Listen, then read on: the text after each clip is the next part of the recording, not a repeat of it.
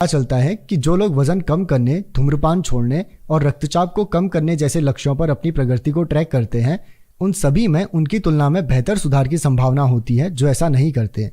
1600 से अधिक लोगों के अध्ययन में पाया गया कि जिन लोगों ने रोजाना के भोजन का रिकॉर्ड रखा, उनका वजन उन लोगों की तुलना में 2 गुना घट गया जिन्होंने कोई रिकॉर्ड नहीं रखा।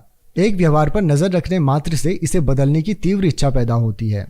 हैबिट ट्रैकिंग आपको ईमानदार बनाए रखती है। हम में से ज्यादातर लोगों का अपने व्यवहार के प्रति विकृत दृष्टिकोण होता है। हम सोचते हैं कि हम बेहतर काम कर रहे हैं, जबकि हम उतना बेहतर नहीं कर रहे होते हैं। मापन हमारे अपने व्यवहार से हमारे अंधेपन को दूर करने का तरीका प्रदान करता है और ध्यान में लाता है कि प्रत्येक दिन वास्तव में क्या हो रहा है। कंटेनर में पेपर क्लिप्स पर एक नज़र डालने से आप तुरंत जान जाते हैं कि आपने कितना काम किया है या नहीं किया है। जब शख्स ठीक आपके सामने होता है तो खुद से झूठ बोलने की संभावना कम होती है। लाभ 2, हैबिट ट्रैकिंग आकर्षक होती है। प्रेरणा का सबसे प्रभावी रूप प्रगति होता है। जब हमें संकेत मिलता है कि हम आगे बढ़ रहे हैं तो हम उस रास्ते पर आगे बढ़ने के लिए ज़्यादा प्रेरित हो जाते हैं। इस तरह हैबिट ट्रैकिंग का अभिप्रेरणा पर व्यसनकारी प्रभाव पड़ सकता है। प्रत्येक छोटी जीत आपकी इच्छा की पूर्ति करती है। किसी बुरे दिन यह विशेष रूप से शक्तिशाली हो सकती है। जब आप निराश महसूस कर रहे होते हैं तो आपके द्वारा पहले से की गई सभी प्रगति को भूलना आसान होता है। हैबिट ट्रैकिंग आपकी कड़ी मेहनत को देखे जाने योग्य प्रमाण प्रदान करती है। आप कितनी दूर आ गए हैं इसका एक सूक्ष्म रिमाइंडर। आप प्रत्येक सुबह जो खाली वर्ग देखते हैं वह आपको आरंभ करने के लिए प्रेरित कर सकता है, क्योंकि आप रेखा को तोड़कर अपनी प्रगति नहीं खोना चाहते। लाभ 3, हैबिट ट्रैकिंग संतोषजनक होती है। यह सबसे महत्वपूर्ण लाभ है। ट्रैकिंग स्वयं पुरस्कार का रूप बन सकती है। अपनी कार्य सूची से एक आइटम को हटाना, अपने वर्कआउट लॉग में एक प्रविष्टि को पूरा करना या कैलेंडर पर एक क्रॉस अंकित करना संतोषजनक होता है। परिणामों को बढ़ता देखना आपको अच्छा लगता है, चाहे आपके निवेश पोर्टफोलियो का आकार हो या आपकी पुस्तक की पांडुलिपि की लंबाई हो, और यदि अच्छा अनुभव होता है तो आपके टिके रहने की अधिक संभावना होती है। हैबिट ट्रैकिंग गेंद पर नजर रखने में आपकी मदद करती है। आप परिणाम के बजाय प्रक्रिया पर ध्यान केंद्रित करते हैं। आप 6 पैक एप्स का शरीर बनाने पर केंद्रित नहीं हो जाते। आप केवल लकीर को जीवित रखने की कोशिश कर रहे होते हैं और उस तरह का व्यक्ति बनने की कोशिश कर रहे होते हैं जो वर्कआउट मिस नहीं करता। सारांश में हैबिट ट्रैकिंग देखे जाने योग्य संकेत बनाती है जो आपको कार्य करने के लिए याद दिला सकती है। स्वाभाविक रूप से प्रेरित कर रही होती है, क्योंकि आप जो प्रगति कर रहे हैं उसे देख सकते हैं और उसे खोना नहीं चाहते, और तब संतोषजनक महसूस कराती है जब आप अपनी आदत का एक और सफल उदाहरण रिकॉर्ड करते हैं। इसके अलावा हैबिट ट्रैकिंग देखे जाने योग्य प्रमाण प्रदान करती है कि आप जिस तरह का व्यक्ति बनने की इच्छा रखते हैं उसके लिए वोट डाल रहे हैं, जो तत्कालिक और आंतरिक संतुष्टि का आनंददायक रूप है। आप आश्चर्य कर रहे होंगे कि यदि हैबिट ट्रैकिंग इतनी उपयोगी है तो मैंने इसके बारे में चर्चा करने से पहले इतनी प्रतीक्षा क्यों की।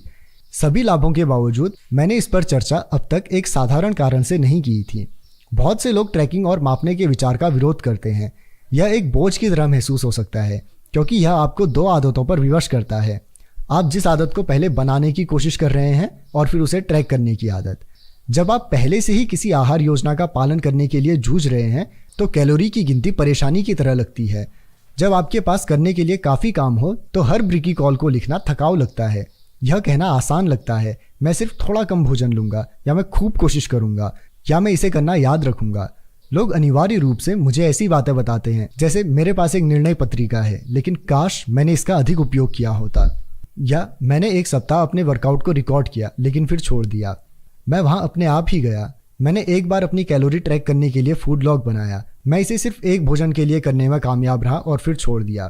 ट्रैकिंग सभी के लिए नहीं है और आपके पूरे जीवन को मापने की कोई आवश्यकता नहीं है, लेकिन लगभग हर किसी को इसका फायदा किसी न किसी रूप में मिल सकता है, भले ही यह केवल अस्थायी हो। हम ट्रैकिंग को आसान बनाने के लिए क्या कर सकते हैं? सबसे पहले, जहां भी संभव हो, मापन को स्वचालित किया जाना चाहिए। आप शायद यह जानकर आश्चर्यचकित होंगे कि आप जाने बिना ही कितना ट्रैक कर रहे हैं। आपका क्रेडिट कार्ड स्टेटमेंट बताता है कि आप खाने के लिए कितनी बार बाहर जाते हैं। आपका फिटबिट यह दर्ज करता है कि आप कितने कदम उठाते हैं और कितनी देर सोते हैं। आपका कैलेंडर रिकॉर्ड करता है कि आप प्रत्येक वर्ष कितने नए स्थानों की यात्रा करते हैं।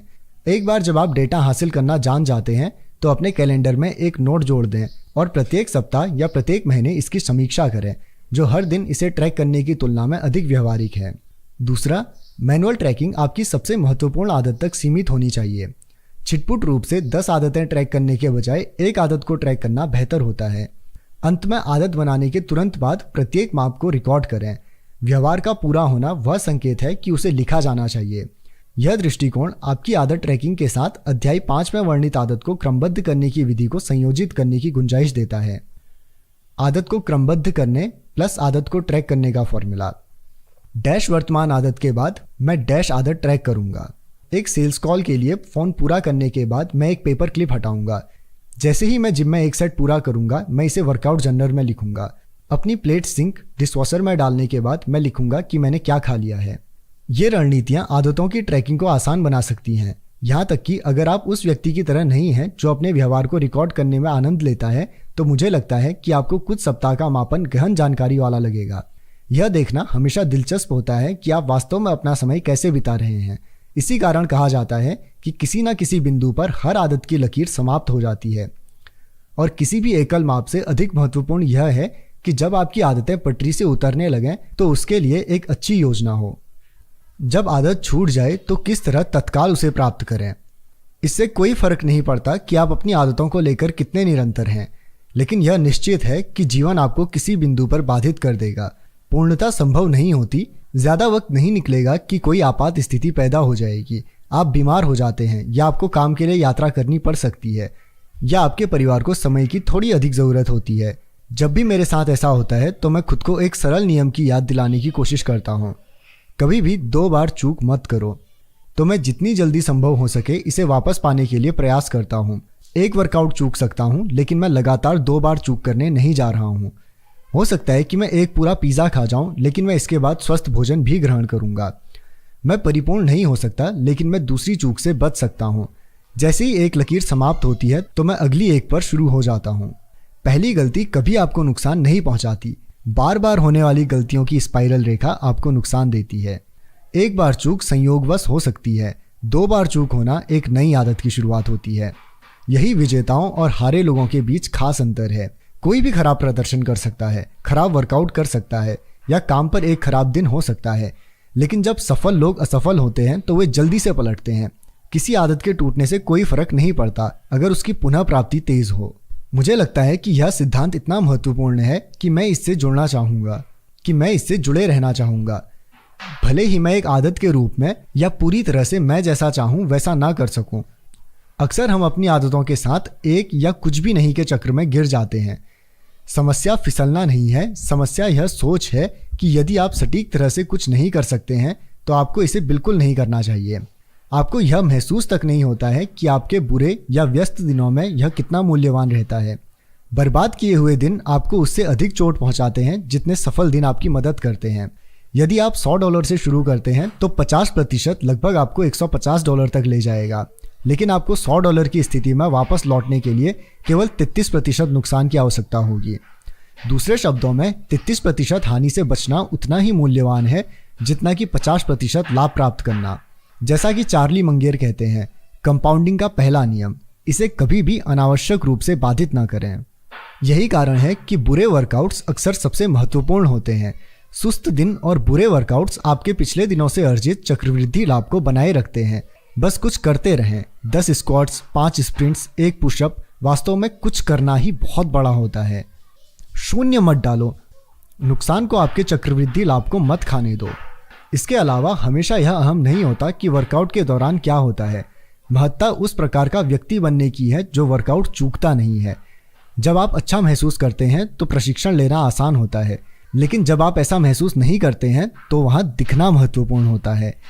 भले ही आप उम्मीद से कम करें, 5 मिनट के लिए जिम जाने से आपके प्रदर्शन में सुधार नहीं हो सकता, लेकिन यह आपकी पहचान की पुष्टि करता है। व्यवहार परिवर्तन में सब या कुछ नहीं चक्र एक खतरा है जो आपकी आदतों को पटरी से उतार सकता है। एक अन्य संभावित खतरा, खासकर यदि आप हैबिट ट्रैकिंग का उपयोग कर रहे हैं, तो आप गलत चीज को माप सकते हैं। आदत को कब ट्रैक करना है, कब नहीं, यह समझना। मान लीजिए आप एक रेस्तरां चला रहे हैं और आप जानना चाहते हैं कि क्या आपका शेफ अच्छा काम कर रहा है। सफलता को मापने का एक तरीका इस पर नजर रखना है कि प्रत्येक दिन कितने ग्राहक भोजन का भुगतान करते हैं। यदि अधिक ग्राहक आते हैं तो भोजन अच्छा होना चाहिए, यदि कम ग्राहक आते हैं तो कुछ गलत होना चाहिए। केवल इस बात की सीमित तस्वीर देता है कि वास्तव में क्या चल रहा है। कोई भोजन का भुगतान करता है तो इसका मतलब यह नहीं कि उसने भोजन का आनंद लिया है। ऐसी कोई संभावना नहीं होती कि असंतुष्ट ग्राहक भोजन करेंगे और भाग निकलेंगे। वास्तव में यदि आप केवल राजस्व को माप रहे हैं तो भोजन खराब भी हो सकता है, लेकिन आप इसकी भरपाई मार्केटिंग या छूट या किसी अन्य विधि से करते हैं। इसके बजाय यह ट्रैक करना अधिक प्रभावी हो सकता है कि कितने ग्राहक अपना भोजन पूरी तरह से समाप्त करते हैं, या शायद उन ग्राहकों का प्रतिशत जो उदारता के साथ टिप छोड़ते हैं। किसी विशेष व्यवहार को ट्रैक करने का नकारात्मक पक्ष यह है कि हम इसके पीछे के उद्देश्य के बजाय संख्या से प्रेरित हो जाते हैं। यदि आपकी सफलता को त्रैमासिक आय के आधार पर मापा जाता है तो आप त्रैमासिक आय के लिए बिक्री, राजस्व और लेखांकन को उसके अनुकूल करेंगे।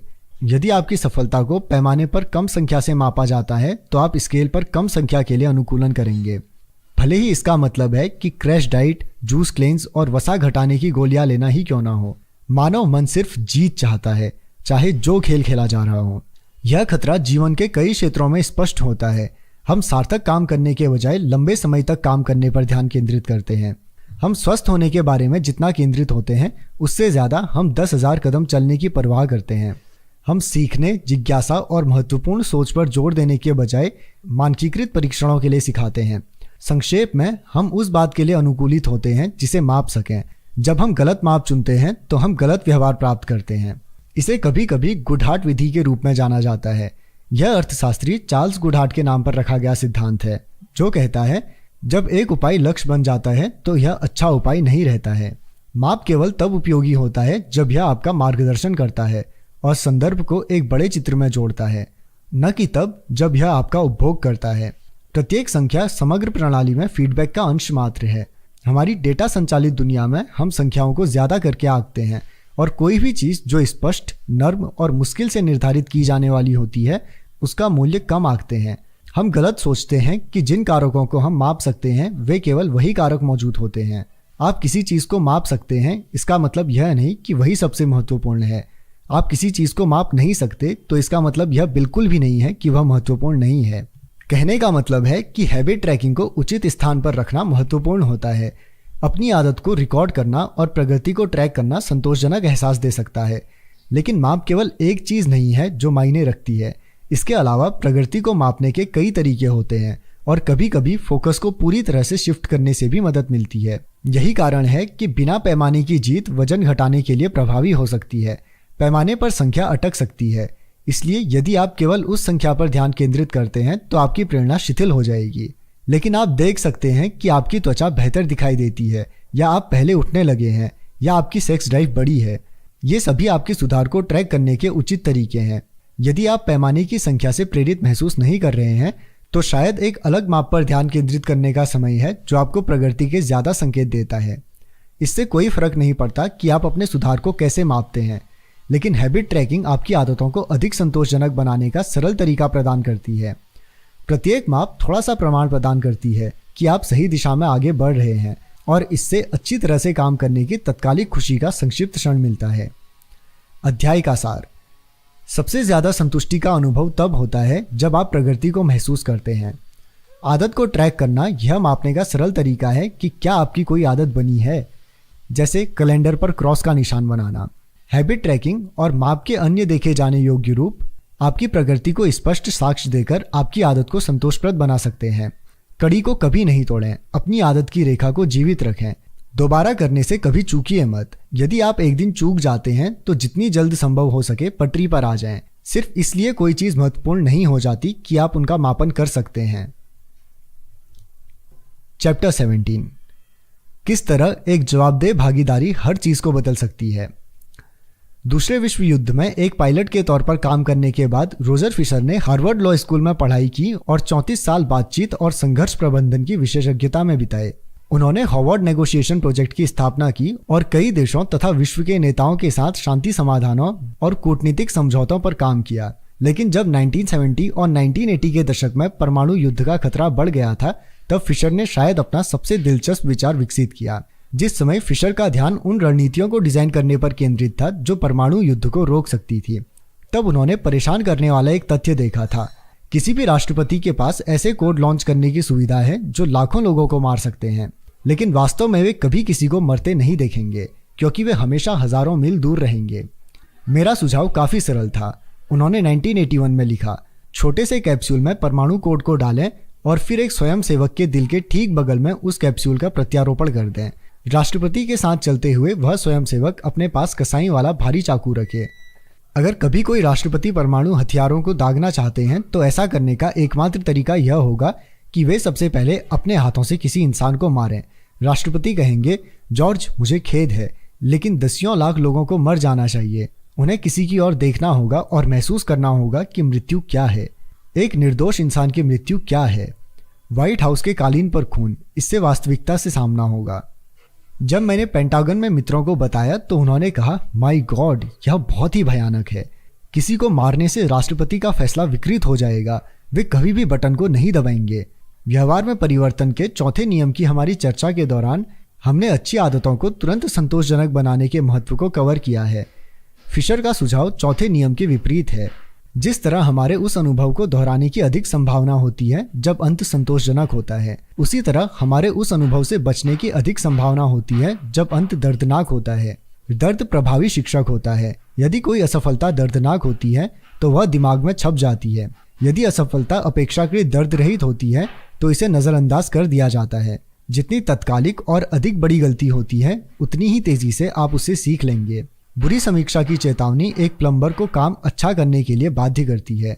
ग्राहक के कभी न लौटने की संभावना से कोई रेस्टोरेंट अच्छा भोजन बनाने लगता है। गलत रक्तवाहिका को काटने की कीमत एक सर्जन को मानव शरीर की रचना विज्ञान में महारत हासिल करने और सावधानी पूर्वक ऑपरेशन करने के लिए बाध्य करती है। जब परिणाम गंभीर होते हैं तो लोग जल्दी सीखते हैं। जितना अधिक तत्काल दर्द होता है उस व्यवहार की उतनी ही कम संभावना होती है। यदि आप बुरी आदतों को रोकना चाहते हैं और गैर सेहतमंद व्यवहारों को खत्म करना चाहते हैं तो कार्रवाई में त्वरित कीमत को जोड़ना उनकी संभावनाओं को कम करने का शानदार तरीका है। हम बुरी आदतों को दोहराते हैं क्योंकि वे किसी तरह हमारे काम आती हैं और इससे उनका प्रत्याग करना कठिन हो जाता है। इस संकट को दूर करने का सबसे अच्छा तरीका जो मुझे पता है वह है व्यवहार से जुड़ी सजा की गति को बढ़ाना। कार्रवाई और परिणामों के बीच अंतर नहीं हो सकता। जितनी जल्द कोई कार्य तत्काल परिणाम देता है, व्यवहार में बदलाव आने लगता है। जब विलंब से भरने पर अतिरिक्त फीस ली जाती है तो उपभोक्ता अपने बिल समय पर देने लगते हैं। जब स्टूडेंट की ग्रेड को उनकी उपस्थिति से जोड़ देते हैं तो वे क्लास में नजर आने लगते हैं। थोड़े से दर्द से बचने के लिए हम ढेर सारी छलांग लगाते हैं। जाहिर है इसकी एक सीमा होती है। यदि आप व्यवहार को बदलने के लिए सजा पर भरोसा करने जा रहे हैं तो सजा की ताकत उस व्यवहार की सापेक्ष शक्ति से मेल खानी चाहिए जिसे वह सही करने की कोशिश कर रही है। उत्पादक होने के लिए टालमटोल की कीमत कार्रवाई की कीमत से अधिक होनी चाहिए। स्वस्थ रहने के लिए आलस्य की कीमत व्यायाम की कीमत से अधिक होनी चाहिए। एक रेस्टोरेंट में धूम्रपान करने या रिसाइकल करने में असफल रहने के लिए जुर्माना लगाया जाना कार्रवाई के साथ परिणाम जोड़ देता है। व्यवहार केवल तभी बदलता है जब सजा पर्याप्त दर्दनाक हो और सुदृढ़ता से लागू हो। सामान्य तौर पर जितना अधिक स्थानीय, मूर्त, ठोस और तत्काल परिणाम होता है उतना ही उसके व्यक्तिगत व्यवहार को प्रभावित करने की संभावना होती है। अधिक वैश्विक, अमूर्त, अस्पष्ट और विलंबित परिणाम के व्यक्तिगत व्यवहार को प्रभावित करने की कम संभावना होती है। शुक्र है किसी भी बुरी आदत से कीमत को तत्काल जोड़ने का एक सीधा तरीका है। आदत का अनुबंध बनाएं। आदत का अनुबंध। सबसे पहले सीट बेल्ट का कानून 1 दिसंबर 1984 को न्यूयॉर्क में पारित किया गया था। उस समय मात्र 14% लोग ही अमेरिका में सीट बेल्ट का प्रयोग करते थे, लेकिन बाद में वह सब बदलता चला गया। मात्र 5 वर्ष में आधे देश में सीट बेल्ट का कानून बन गया। आज 50 में से 49 राज्यों में सीट बेल्ट पहनना कानूनी तौर पर लागू हो चुका है। यह मात्र कानून नहीं है, सीट बेल्ट पहनने वाले लोगों की संख्या नाटकीय रूप से बदल चुकी है। 2016 में 88% लोग अमेरिका में कार में बैठते ही हर बार सीट बेल्ट पहन लेते थे। सिर्फ 30 वर्ष में आदतों में पूरी तरह से उलटफेर हो गया। लाखों लोग सीट बेल्ट पहनने लगे। कानून और नियम इस बात के उदाहरण हैं कि सरकार कैसे सामाजिक अनुबंध बनाकर हमारी आदतों को बदल सकती है। एक समाज के रूप में हम सामूहिक रूप से कुछ नियमों का पालन करने पर सहमत होते हैं और फिर उन्हें एक समूह के रूप में लागू करते हैं। जब भी कोई नया कानून व्यवहार को प्रभावित करता है, जैसे सीट बेल्ट कानून, रेस्टोरेंट के अंदर धूम्रपान पर प्रतिबंध लगाना, अनिवार्य रिसाइकलिंग आदि, तो यह हमारी आदतों को आकार देने वाले सामाजिक अनुबंध का एक उदाहरण है। समूह एक निश्चित तरीके से कार्य करने के लिए सहमत होता है और यदि आप उसका पालन नहीं करते हैं तो आपको दंडित किया जाता है। जिस तरह सरकारें नागरिकों को जवाबदेह रखने के लिए कानूनों का उपयोग करती हैं, उसी तरह आप भी खुद को जवाबदेह बनाने के लिए आदत का अनुबंध बना सकते हैं। आदत का अनुबंध एक मौखिक या लिखित समझौता है जिसमें आप एक विशेष आदत के लिए अपनी प्रतिबद्धता को व्यक्त करते हैं और उस सजा के प्रति भी प्रतिबद्धता को व्यक्त करते हैं जो आपके द्वारा पालन नहीं होने पर मिलेगी। तब आप एक या दो लोगों को अपने जवाबदेही भागीदार के रूप में पाते हैं जो आपके साथ अनुबंध पर सहमत होते हैं। नैशविल, टेनेसी के उद्यमी ब्रायन हैरिस पहले ऐसे व्यक्ति थे जिन्हें मैंने इस रणनीति को अपनाते देखा था। अपने बेटे के जन्म के तुरंत बाद हैरिस ने महसूस किया कि वे कुछ पाउंड वजन घटाना चाहते हैं। उन्होंने स्वयं अपनी पत्नी और निजी प्रशिक्षक के बीच आदत का अनुबंध लिखा। इसका पहला विवरण था 2017 की पहली तिमाही के लिए ब्रायन का हैशटैग एक उद्देश्य सही तरीके से फिर खाना शुरू करना है ताकि वह बेहतर महसूस करे, बेहतर दिखे और 10% चर्बी घटाने के साथ 200 पाउंड वाला शरीर पाने के अपने दीर्घकालिक लक्ष्य को प्राप्त करने में सक्षम हो। उस कथन के नीचे हैरिस ने आदर्श परिणाम प्राप्त करने का एक रोड मैप तैयार किया। चरण पहला, पहले 3 माह में स्लो कार्ब डाइट का पालन किया जाएगा। चरण दूसरा, दूसरे 3 माह में सख्ती से मैक्रोन्यूट्रिएंट्स को ट्रैक किया जाएगा। चरण 3, तीसरे 3 माह में अपने आहार और व्यायाम कार्यक्रम के विवरण को फिर परिभाषित करके उसे बनाए रखा जाएगा। अंत में उन्होंने दैनिक आदतों में से उस प्रत्येक आदत को लिखा जो उन्हें उनके लक्ष्य तक ले जाएगी। उदाहरण के लिए, प्रत्येक दिन सारे भोजन के बारे में लिखना और खुद का वजन लेना। और फिर उन्होंने सजा को सूचीबद्ध किया। यदि वे असफल हो गए तो यदि ब्रायन इन 2 बातों को नहीं करते हैं तो निम्नलिखित परिणाम लागू होंगे। उन्हें बाकी तिमाही के लिए प्रत्येक कार्य दिवस और प्रत्येक रविवार की सुबह ड्रेसअप होना होगा। ड्रेसअप को जीन्स, टी शर्ट, हुड या शॉर्ट्स न पहनने के रूप में परिभाषित किया गया। यदि वे सूची के अनुसार भोजन लेने में चूक जाते हैं तो जॉय उनके प्रशिक्षक को अपने हिसाब से उपयोग करने के लिए $200 भी देंगे। पृष्ठ के निचले भाग में हैरिस, उनकी पत्नी और उनके प्रशिक्षक सभी ने अनुबंध पर हस्ताक्षर किए। इसके प्रति मेरी शुरुआती प्रतिक्रिया यह थी कि अनुबंध अत्यधिक औपचारिक और अनावश्यक लग रहा था, खासकर हस्ताक्षर। लेकिन हैरिस ने मुझे आश्वस्त किया कि अनुबंध पर हस्ताक्षर करना गंभीरता का संकेत था। उन्होंने कहा, जब भी मैं इस हिस्से को छोड़ता हूं तो मैं लगभग तुरंत सुस्त पड़ना शुरू करता हूं। 3 महीने बाद पहली तिमाही के अपने लक्ष्यों को प्राप्त करने पर हैरिस ने अपने लक्ष्यों को अपग्रेड किया। उसके परिणामों में भी बढ़ोतरी हुई। यदि वे अपने कार्बोहाइड्रेट और प्रोटीन के लक्ष्य से चूक जाते तो उन्हें अपने प्रशिक्षक को $100 का भुगतान करना पड़ता और अगर वे खुद का वजन लेने से चूक जाते तो उन्हें अपनी पत्नी को $500 देने पड़ते। उसका वे चाहे जैसे इस्तेमाल करती। शायद सबसे दर्दनाक यह था कि यदि वे दौड़ लगाना भूल जाते तो उन्हें हर दिन काम के लिए ड्रेसअप होना पड़ता और बाकी दिन एलेबामा हैट पहननी पड़ती, जो कि उनकी प्रिय ऑबर्न टीम की कड़ी प्रतिद्वंदी टीम की थी। यह रणनीति काम कर गई। पत्नी और प्रशिक्षक दोनों जिम्मेदार भागीदार बन गए और आदत अनुबंध से हर दिन जो करना है वह पता चलता था। हैरिस का वजन घट गया। खराब आदतों को असंतोषजनक बनाने का सबसे अच्छा विकल्प है उन्हें उसी क्षण पीड़ादायक बनाएं। आदत का अनुबंध बनाना सीधे तौर पर यही करना है। अगर आप आदत का पूर्ण अनुबंध बनाना नहीं चाहते हैं तो बस एक जवाबदेही भागीदार होना उपयोगी है। कॉमेडियन मार्गेट, जो हर दिन एक चुटकुला या गीत लिखती हैं, वे एक दोस्त के साथ हर दिन एक गीत की चुनौती रखती है जो उन दोनों को जवाबदेह बने रहने में मदद करता है। यह जानना कि कोई देख रहा है एक शक्तिशाली प्रेरक हो सकता है। आपके टालमटोल करने या हार मानने की कम संभावना होती है क्योंकि उसकी तत्काल कोई कीमत नहीं होती है। यदि आप वचन नहीं निभाते हैं तो शायद वे आपको अविश्वसनीय या आलसी के रूप में देखेंगे। अचानक आप न केवल अपने वचनों को स्वयं तक निभाने में असफल हो रहे हैं बल्कि दूसरों से अपने वचनों को निभाने में भी असफल हो रहे हैं। आप इस प्रक्रिया को स्वचालित भी कर सकते हैं। बोल्डर, कोलोराडो के उद्यमी थॉमस फ्रैंक प्रत्येक सुबह 5:55 पर उठते हैं और अगर वे नहीं उठते हैं तो उनके पास एक ट्वीट स्वचालित रूप से निर्धारित होता है जो कहता है 6:10 हो चुके हैं और मैं नहीं उठा हूं क्योंकि मैं आलसी हूं। इसका जवाब देने पर पेपैल से $5 मिलेंगे, यह मानते हुए कि मेरा अलार्म खराब नहीं हुआ है।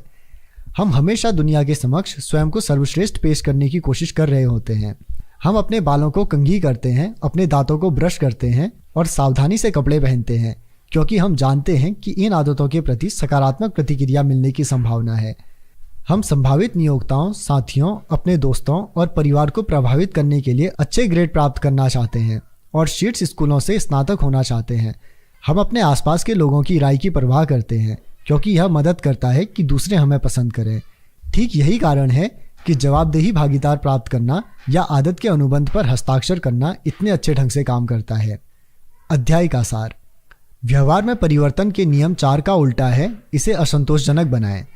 यदि कोई बुरी आदत पीड़ादायक या असंतोषजनक है तो हम उसे दोहराएंगे, इसकी संभावना कम ही होती है। एक जवाबदेही भागीदार निष्क्रियता की तात्कालिक कीमत पैदा कर सकता है। हम इस बात की गहराई से परवाह करते हैं कि दूसरे हमारे बारे में क्या सोचते हैं और हम नहीं चाहते कि दूसरे हमारे बारे में प्रतिकूल राय रखें। आदत के अनुबंध को किसी भी व्यवहार में सामाजिक कीमत को जोड़ने के लिए इस्तेमाल किया जा सकता है। यह वादों का उल्लंघन करने की कीमत को पीड़ादायक और सार्वजनिक बना देता है। यह जानना कि कोई अन्य आपको देख रहा है एक शक्तिशाली प्रेरक हो सकता है। उन्नत उपाय, किस तरह मात्र अच्छे होने से आगे बढ़कर वास्तव में महान बने। चैप्टर 18, प्रतिभा के बारे में सच, कब जीन्स मायने रखते हैं और कब वे मायने नहीं रखते। माइकल फेल्प्स से अनेक लोग परिचित हैं। उन्हें व्यापक रूप से इतिहास के सबसे महान एथलीटों में गिना जाता है। फेल्प्स ने न केवल तैराकी में बल्कि किसी भी खेल में किसी अन्य ओलंपियन से अधिक ओलंपिक पदक जीते हैं। कम लोग हिकम अलगुरेज का नाम जानते हैं, लेकिन वे अपने आप में शानदार एथलीट थे। अलगुरेज मोरक्को के धावक हैं जो ओलंपिक स्वर्ण पदक जीत चुके हैं और उन्हें मध्यम दूरी के स्वर्णकालीन महानतम धावकों में गिना जाता है। कई सालों तक मील, 1500 मीटर और 2000 मीटर दौड़ में विश्व रिकॉर्ड उनके नाम दर्ज थे। 2004 में ग्रीस की राजधानी एथेंस में आयोजित ओलंपिक खेलों में उन्होंने 1500 मीटर और 5000 मीटर दौड़ में स्वर्ण पदक जीते थे। ये दोनों एथलीट कई मानों में बेतहाशा अलग हैं। जिन्हें पता न हो उन्हें बता दें, एक ने जमीन पर और दूसरे ने पानी में प्रतिस्पर्धा की, लेकिन विशेष रूप से वे लंबाई में काफी भिन्न हैं। अलगुरेज 5 फुट 9 इंच लंबे हैं, फेल्प्स 6 फुट 4 इंच लंबे हैं। लंबाई में 7 इंच के अंतर के बावजूद दोनों लोग एक मामले में समान हैं। माइकल फेल्प्स और हिकम अलगुरेज दोनों समान लंबाई की पैंट पहनते हैं। यह कैसे संभव है? अपनी लंबाई के हिसाब से फेल्प्स के पैर अपेक्षाकृत छोटे हैं और उनका बहुत बड़ा धड़ है जो तैराकी के लिए एकदम सही है। अलगुरेज के अविश्वसनीय रूप से लंबे पैर और छोटा ऊपरी शरीर है जो दूरी की दौड़ के लिए आदर्श कदकाठी है। अब कल्पना करें विश्व स्तरीय ये दो एथलीट अपने खेल बदल लें। क्या माइकल फेल्प्स अपनी छोटी टांगों के कारण पर्याप्त प्रशिक्षण के बाद भी ओलंपिक धावक बन सकेंगे? यह असंभव है। फिटनेस के लिहाज से देखें तो फेल्प्स 194 पाउंड के हैं जो गुरेज से 40% भारी है। गुरेज 138 पाउंड के कम वजन के धावक हैं। लंबे धावक भारी धावक साबित होते हैं और उनका अधिक भार दूर तक दौड़ने में उनके लिए श्राप बन जाता है। कुलीन प्रतिस्पर्धा के विपरीत इसमें फेल्प्स पहले ही हार जाएंगे। इसी प्रकार से अलगुरेज इतिहास के सर्वश्रेष्ठ धावक हो सकते हैं, लेकिन वे तैराक के रूप में ओलंपिक में पात्रता हासिल कर पाते इसमें संदेह है। 1976 से 1500 मीटर के धावकों की औसत लंबाई 5 फीट 10 इंच है। इसकी तुलना में पुरुषों की 100 मीटर की फ्रीस्टाइल तैराकी में औसत लंबाई 6 फीट 4 इंच की रहती है। तैराक लंबे रहते हैं और उनकी पीठ और भुजा लंबी होती है जो तैरने के लिए आदर्श होती है। अलगुरेज ने तैराकी में प्रवेश भी किया होता तो गंभीर नुकसान में रहते। सफलता के अपने क्षेत्र को अधिकतम करने की कुंजी प्रतियोगिता के सही क्षेत्र का चयन करना होता है। यह आदत बदलने की तरह ही खेल और व्यवसाय में भी बिल्कुल सत्य है। आदतों का प्रदर्शन करना और उनके साथ जुड़े रहना तब अपेक्षाकृत ज्यादा आसान होता है जब आदतें आपके प्राकृतिक झुकाव और क्षमताओं के अनुरूप होती हैं। पूल में माइकल फेल्प्स या ट्रैक पर हिकम अलगुरेज की तरह आप वह गेम खेलना चाहते हैं जिसकी संभावनाएं आपके पक्ष में होती हैं। इस रणनीति को अपनाने के लिए यह आसान सच स्वीकार करना होगा कि लोग विभिन्न क्षमताओं के साथ जन्म लेते हैं। कुछ लोग इस तथ्य पर बहस नहीं करना चाहते। सतह पर दिखता है कि आपके जीन्स तय हैं और उन पर बात करने का कोई औचित्य नहीं है जो आपके नियंत्रण में नहीं है। जैविक निर्धारण जैसे मुहावरे कुछ ऐसे लगते हैं मानो कुछ ही व्यक्ति सफलता के लिए बनाए गए हैं, शेष सब असफल रहेंगे। लेकिन यह व्यवहार पर जीन्स के प्रभाव का संकुचित नजरिया माना जाएगा। जेनेटिक्स की ताकत ही उसकी कमजोरी भी होती है। जीन्स को आसानी से बदला नहीं जा सकता। इसका अर्थ है कि वे अनुकूल परिस्थितियों में शक्तिशाली फायदा और विपरीत परिस्थितियों में गंभीर नुकसान पहुंचा सकते हैं। यदि आप 7 फीट के हैं तो बास्केटबॉल में बहुत काम के हैं। यदि आप जिम्नास्टिक का रूटीन अपनाना चाहते हैं तो 7 फीट की लंबाई बाधा रहेगी। हमारा वातावरण हमारे जीन्स की अनुकूलता और प्राकृतिक प्रतिभा के उपयोग को तय करता है। जब हमारा वातावरण बदलता है तो उन गुणों को अपनाएं जो सफलता तय करती है। यह शारीरिक गुणों के लिए ही सही नहीं बल्कि मानसिक गुणों के लिए भी ठीक है। यदि आप मेरी आदतें और मानव व्यवहार के बारे में पूछेंगे तो मैं चतुराई से बताऊंगा, न कि तब जब आप मुझे बुनाई, रॉकेट छोड़ने या फिर गिटार की तारों के बारे में पूछेंगे। सक्षमता संदर्भ पर अधिक टिकी रहती है। किसी भी प्रतिस्पर्धी क्षेत्र में शीर्ष पर बैठे लोग न केवल अच्छे ढंग से प्रशिक्षित हैं बल्कि वे उस कार्य के अनुकूल भी हैं। इसी कारण से यदि आप वास्तव में महान होना चाहते हैं तो सही जगह के चयन पर ध्यान देना बेहतर होगा। संक्षेप में कहा जाए तो जीन्स आपके भाग्य को तय नहीं कर सकते, वे अवसर के क्षेत्र का निर्धारण करते हैं। गेबोर बेट नामक फिजिशियन बताते हैं जीन्स आपको प्रवृत्त कर संभावना बढ़ा सकते हैं,